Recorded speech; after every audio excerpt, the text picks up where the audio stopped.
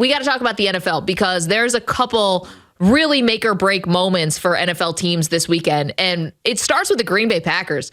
You cannot lose this game. Cannot. The Packers have lost 4 in a row.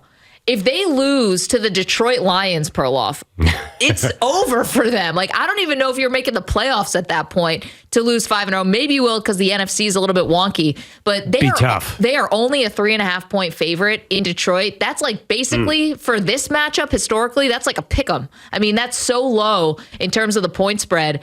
If the Packers lose this game, I don't know how they would salvage the season. So I came away from the Buffalo game feeling good about the Packers. And I've been waiting for the Aaron Rodgers. Remember the RELAX thing where he always turns around? And I've been waiting for that moment. I figured it was his second half of the Buffalo game. So I am optimistic that the Packers have figured out the formula, which is a lot of running backs. Yep. And Romeo Doubs made a great catch last week. He's better. I think they're ready to turn around. I think the comeback starts this week in Detroit. Okay, well, it better because I don't even want to know how it's going to sound going into a game against the Dallas Cowboys the next week when you're hosting the Dallas Cowboys on November 13th if you've lost 5 in a row. I mean, despair is the only word that I can come up with. Yeah. Now, what's crazy to me about the Packers, because you said that, and I definitely understand what people are saying when they think that maybe the Packers turned a corner. They still lost by double digits. And I know they were on the road Sunday night. I know the Bills are a good team. But it's not like they lost some kind of squeaker of a game where like their field goal kicker missed but they, where they missed a field goal. Like it went home. They went into Buffalo, the best team in the league. Yeah. Sorry, Maggie. I know you don't want to jinx it. I know. But they went into Buffalo. And only lost by 10. And they covered. Yeah, the spread was 10.5. Yeah. They covered, barely. And by the way, even if they lose to Detroit, you know how this NFL works. Dallas will go to Green Bay next week and lose. Who knows? Green Bay's been in a lot of games. They beat Tampa Bay. You never know. I mean, Green Bay is playing relatively close games, and it does feel like they're going to get better. And relatively close games and losing them. I mean, unless you want to count the overtime win against New England, which was a third-string quarterback rookie at the time. I totally understand. But there does seem to be some meat on the bone there for the Packers. Like, they can do something offensively. The other thing is their defense is underperformed as well. Yep. I think Detroit will probably move the ball. I mean, heck, the Texans looked like the help me out, greatest show on turf last night against the Eagles in the first half. I know, that was insane, right? It was great. We finally got a good game until about 5 minutes left to go in the third quarter. But that was a lot longer than we thought it was going to be. Until Davis Mills started throwing picks, but they were doing a great job. Yeah, they were running right down the Eagles' gut. I mean, it was a short week on the road. I don't know. I think the Packers... Jordan Davis for the Eagles.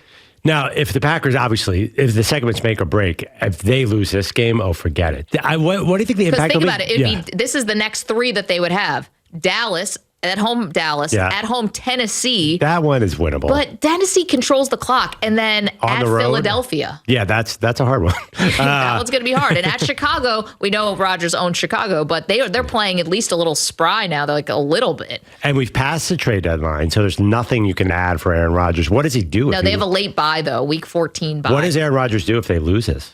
You can't pull the relax on everyone. You can't do that because that's going to make you seem really delusional and checked out. That was 4 weeks ago, if anything. Yeah, right. After you lose to like the Jets, that could have been, relaxed. But then the Commanders, and then now Buffalo. Is he angry or resigned, or you never know with Aaron Rodgers? I don't think he's going to show anger this year. I don't think that's him. Well, he did say that thing about guys. Maybe. He did say guys are not executing.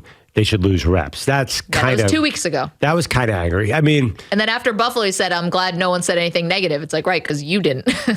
Everyone's just following your lead, dude. I think he might check out if he loses this game. I think that's the last we see of Aaron Rodgers caring about the 2022 NFL season. Can you quiet quit when you're making $50 million a year? Oh, that'd be quite a baller move. Get ready to watch if they lose this game to Detroit, because Aaron Rodgers will not care what happens.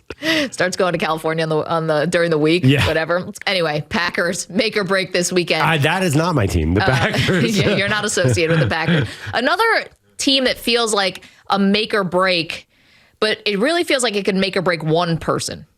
And that's the Bucs, who have also on a losing streak. They've lost 3 in a row. Now, the Bucs this weekend play the Rams. The Rams come to town. I think it's just like a 3-point spread. Bucs are favored by 3. And then after this, then the Bucs have to go over to Germany, where they're playing a game in Munich against the resurgent and maybe best story in football, at least one of them, Seattle Seahawks. So, like, if Brady loses this game and the losing streak goes to 4, what is he going to be like in Germany? Like, he's going to say all the right things. He's an ambassador for the NFL. I'm sure he's going to smile and wave and do whatever they ask. But, I mean, he can't be feeling like that is a good use of his time to fly to Germany in the middle of the season. I feel like, I don't know how to say this in a nice way. A middle-aged divorced man here flying to Munich with his buddies. In the middle of November. Fun. Maybe it's fun. Maybe it's a distraction. Let's put a positive spin. Maybe it's something to get him out of this terrible situation. Got to get this guy out of the house. Maybe take him to a bar, get him a beer. Maybe he needs to completely change the trajectory of the season. Maybe a trip to Munich. Yeah, a little Oktoberfest.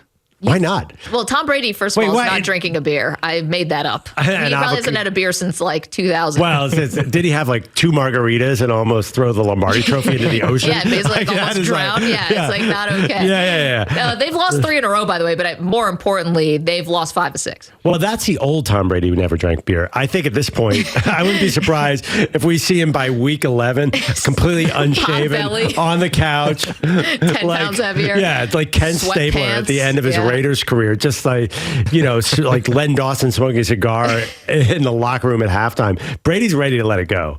He's ready to let it go. Well, Come join us, Tom. I just imagine like that's probably in your, you're not going to be feeling great about getting divorced, or at least most people don't. Oh. So you go over like the cliches, you go over, pick the guy up off the couch, get him into the shower, take him out, get a shave. Or does he go the opposite way and get in great shape because he's now single?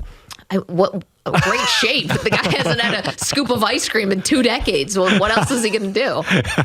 That's a great question.